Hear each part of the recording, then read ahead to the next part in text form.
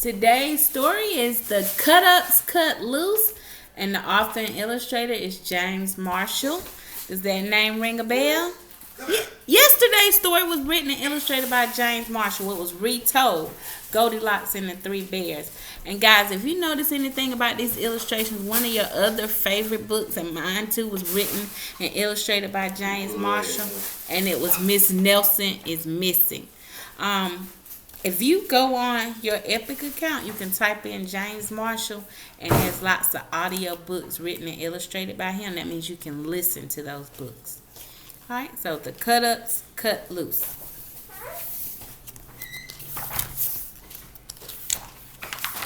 Spud Jenkins and Joe Turner were heading back to school. Their mothers were besides themselves with joy. Oh, goodness. I don't know what's going on with my camera. All right, with joy. That means they're so happy the boys are going to school. Why do y'all think the moms would be happy that their kids are going to school?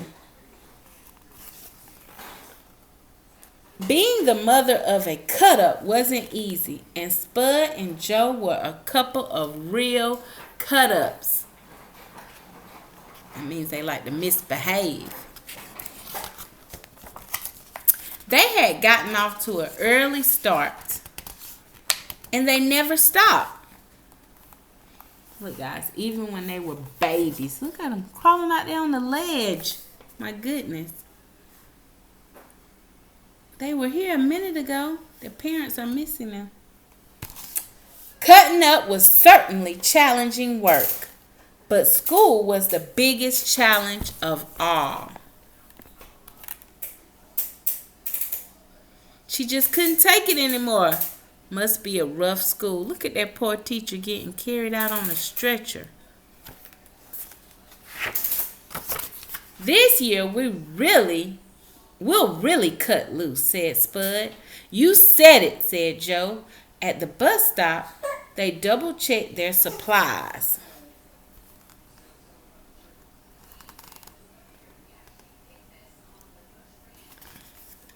Wow. 2 rubber rattlesnakes, 5 rolls of caps, 3 boxes of pre-made spitballs, a half-dozen stink bombs, and Joe's pet tarantula, Intrepid. Oh my goodness. Do y'all know what a tarantula is? It's a big scary spider. Well, it's scary to me. That's my opinion. But anyway, they're going to take that to school.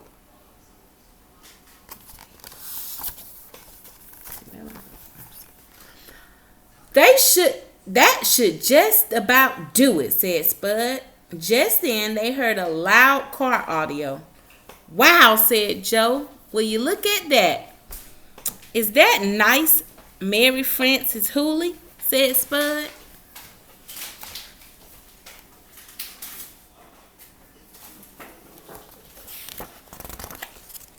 Mary Frances Hooley and her little brother James were on their way to school at St. Bridget's across town. Look at that little car that little girl has. You souped up your car, said Joe. Let us drive it, said Spud. Oh, please. Later, boys, said Mary Frances. I can't be late for school. And off she roared. I'm glad we don't go to St. Bridget's, says Joe. Did you see all those books? Those kids have it really rough, said Spud.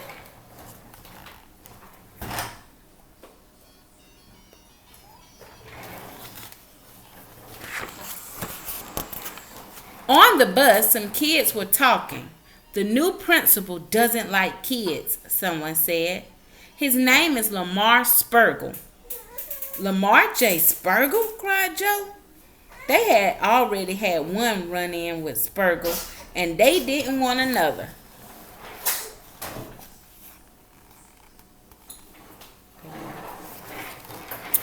When the bus arrived at school, Spud and Joe were the last to get off. They had drastically changed their appearance. What do you think that means, drastically? That means changed it a lot. Look, they're in disguise now. They have mustaches and glasses. Maybe he won't recognize us, said Joe. Uh-oh, said Spud. Look who's standing at the top of the steps. Who do y'all think it could be? Maybe the new principal? Let's find out. It was Lamar J. Spergel himself. There he is at the top of the stairs. Just act casual, whispered Joe. Don't I know you boys, said Lamar J. Spergel, who never forgot a face. I don't think so, said Spud. We're from out of town, said Joe. But before they could slip past, something unfortunate occurred.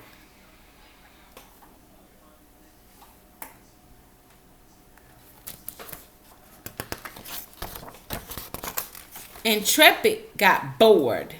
Remember who Intrepid is? That's that scary spider, the tarantula.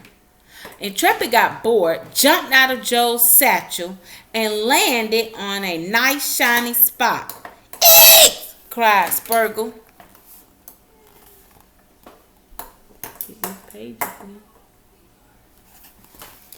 Joe tried to make a run for it, but Lamar J. Spergel was quick on the draw. Well, well, well, said Spergel. Well, well, well. The boys didn't like that one bit.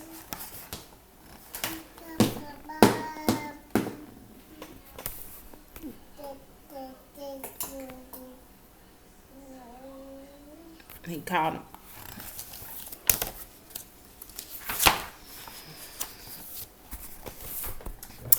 In his office, Spergel read the boys the riot act, and he confiscated all their things. What do you think it means by confiscated? It says he confiscated all their things. Remember all those things they were putting in their backpacks at the bus stop? Confiscated means he took it from them. If there's one thing I can't stand, said Spergel, it's a cut-up. Spud and Joe promised to be on their best behavior for the rest of their lives. You think they're telling the truth, guys?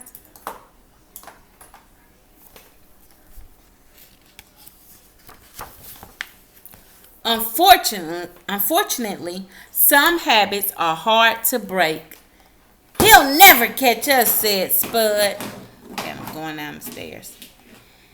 But Lamar J. Spergel just seemed to have the knack. Think again, boys, said Spergel.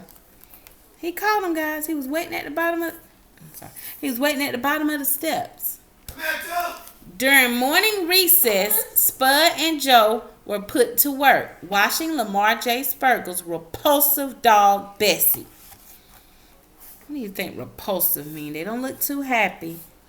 It means disgusting. They're washing that disgusting dog. She was old and cranky, and she had lots of bald patches. That guy really has it in for us, said Spud.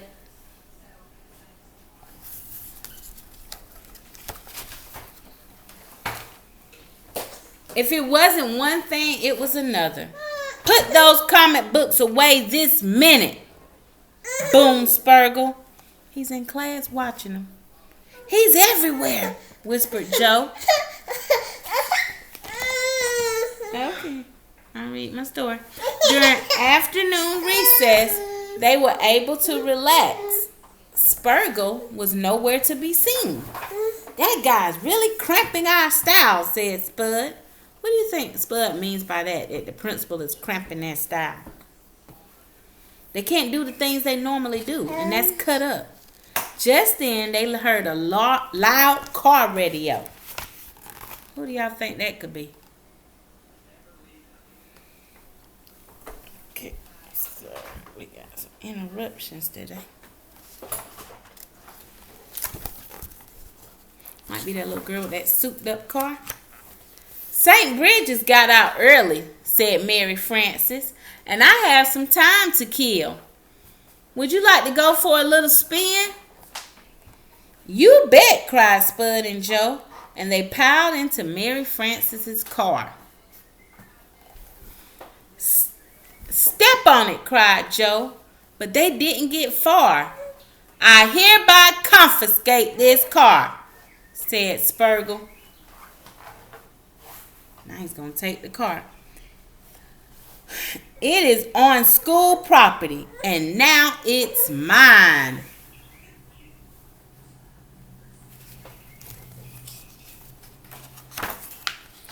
Holy smoke, said Spud. Old man Spurgle's got your car now, and he'll never give it back. Look at him driving away, guys. We'll see about that, said Mary Frances, and she went to make a telephone call. Who do y'all think she could be calling? Sometimes you just have to know when to get help, she said. She's calling the cops, cried Spud. Better than that, Mary Frances. And in a few minutes, help had arrived. Y'all, that's called a telephone booth right over here. And many years ago, people used telephone booths. Those were public telephones because people didn't have cell phones. So you had to go in and use a telephone booth. They were out in public places. Sister Aloysius at St. Bridget's stepped out of the taxi cab. This will only take a minute, she told the driver. Mary Frances explained what had happened. Step aside, said Sister. And she dealt directly with the situation. Eat! Cried Spurgle. Return this car immediately, said Sister.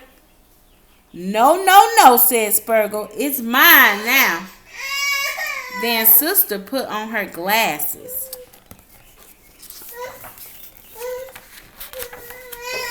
Don't I know you, said Sister Aloysius. Spurgle. I don't think so. I've got it, said Sister. You're that Spurgle kid. I taught you in grade school. Spud, Joe, and Mary Frances were all ears. They were listening. Lamar J. Spurgle went to grade school, said Joe. You were always taking other kids' things, said Sister to Spurgle. And you're still at it, I see. Shame on you. But, said Spurgle. Nobody messes with Big Al, whispered Mary Frances. She means the sister. Nobody messes with her. So, y'all, that means the principal was a cut-up when he was in school.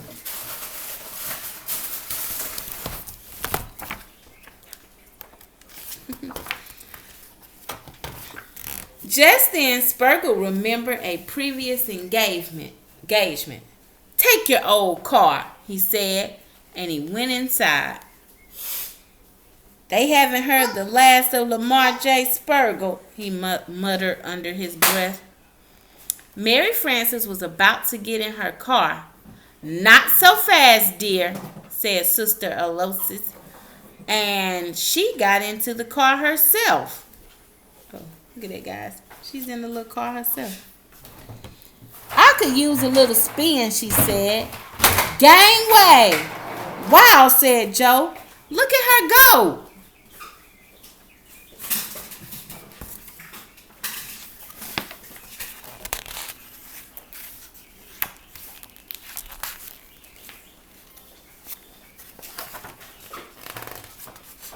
And how was your first day back at school? Said Spud's mother. Oh, said Spud, we're zipping right along. But somehow Miss Jenkins didn't like the sound of that. One little bit. Hope y'all like that story. I will see you tomorrow for another read aloud.